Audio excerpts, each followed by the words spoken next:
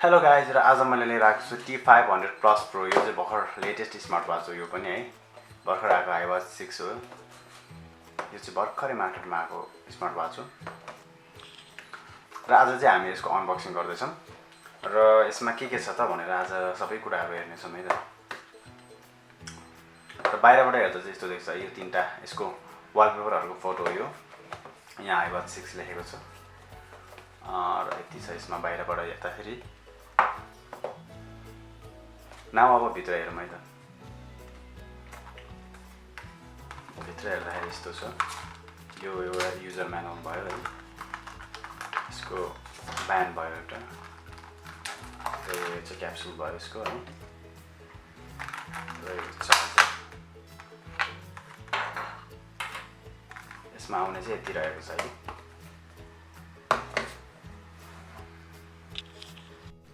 Now अब यसको ब्यान्डहरुमा ब्यान्डको colour quality पनि एकदम राम्रो छ है राम्रो क्वालिटीको ब्यान्ड रहेको छ यसमा र यो चार्जर पिन चार्जर आउँछ यसको म्याग्नेटिक पिन चार्जर र यो चाहिँ यसको क्याप्सुल भयो नाउ अब चाहिँ यसको क्याप्सुल हेर्नु यस्तो देख्छ यो है क्लिक गरेपछि यसको फ्रन्ट सुरुमा यो देखाइरहेछ वालपेपर र यो यसरी यो क्राउनको युजबाट तपाईले मजाले चेन्ज गर्न सक्नुहुन्छ लाइट सबै वालपेपरहरु लाइभ वालपेपर छ यसमा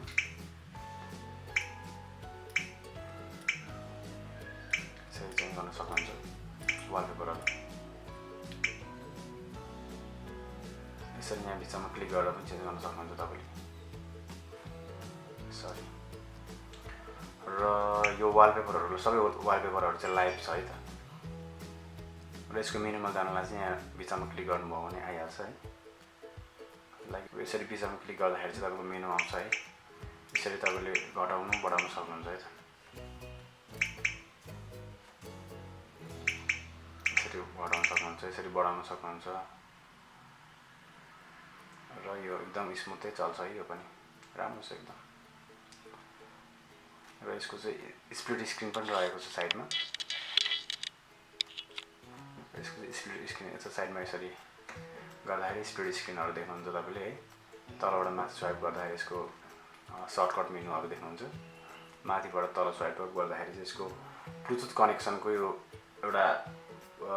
फंक्सन आउँछ है र यताबाट स्वाइप गर्दाखेरि चाहिँ तपाईले यसरी मजाले चेन्ज गर्न सक्नुहुन्छ सजिलैसँगले वालपेपरहरु पनि नभए अब यहाँ देख्न सक्नुहुन्छ फंक्सनहरु सबै है सबै यहाँ देखाएको फंक्सनहरु सबै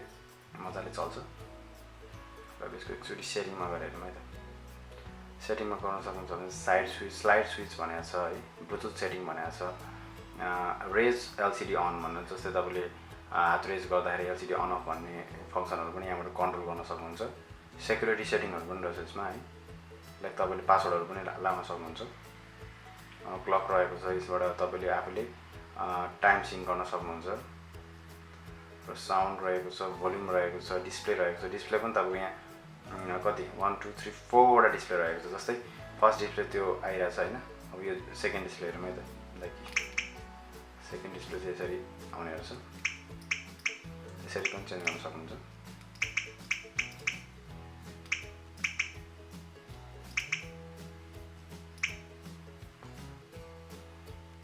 यसरी नै अरु डिस्प्लेहरु पनि टन्नै छ यसमा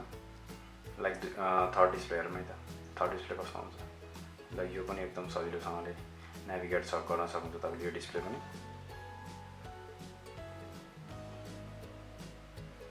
र अब लास्ट डिस्प्ले हेरौँ है त एकदम स्मुथ छ है यो स्क्रिन पनि तपाईले यो डिस्प्ले पनि आइपीएस डिस्प्ले भएको कारणले गर्दा एकदम राम्रोसँग चलिरहेछ ल्याग फिल हुँदैन तपाईलाई यो खालको पनि रहेछ है यसमा चाहिँ तपाईले यसरी चेन्ज गर्न सक्नुहुन्छ हैन साइडबाट यसरी साइड स्लाइड गरेर चेन्ज गर्न सक्नुहुन्छ तपाईले सबै र यसको मेन डिस्प्ले भनेको चाहिँ यही रहेको छ वानको हनीकम डिस्प्ले है त हेलो गाइज र यसको एप डाउनलोड गर्नको लागि चाहिँ तपाईले यसमा तपाईको यहाँ एप्लिकेसन यहाँ एप स्टोरको यहाँ लोगो रहेको छ है यसमा क्लिक गर्नु होला सरी यसमा क्लिक गर्नु होला यहाँ क्यूआर कोड आउँछ र QR कोड आइसकेपछि तपाईले यहाँबाट स्क्यान गर्न सक्नुहुन्छ है त।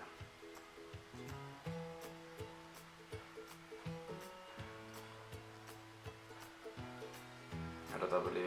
आफ्नो डिभाइस अनुसार डाउनलोड गर्न सक्नुहुन्छ।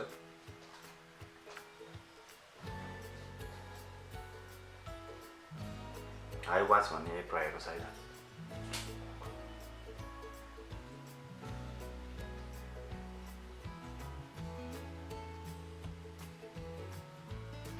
र डाउनलोड भइसकेपछि यसलाई ओपन गर्नु होला र एलोमा क्लिक गर्नु होला है त। Hw22 would like to use Bluetooth or new connection भनेर छ। यसलाई चाहिँ एलो गरिदिनु है त। एलो कनेक्सन गरिदिनु होला।